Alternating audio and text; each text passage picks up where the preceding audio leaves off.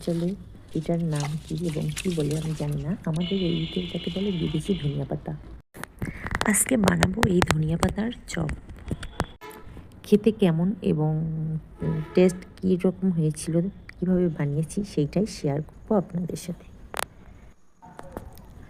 Normally আমরা chop বানাই যেভাবে, যেমন আলুর চপ বা বেগুনের চপ যেভাবে বানাই ওইভাবেই বেসন গুলিয়ে, মানে বেসনে যা যা উপকরণ আপনার টেস্ট মতো অনেকেই যা দিয়ে থাকেন ওইটা দিয়েই আমি ধনিয়া পাতাটা বেসনে চুবিয়ে ভেজেছিলাম। অনেক মুড়মুড়ে হয়েছিল খেতে।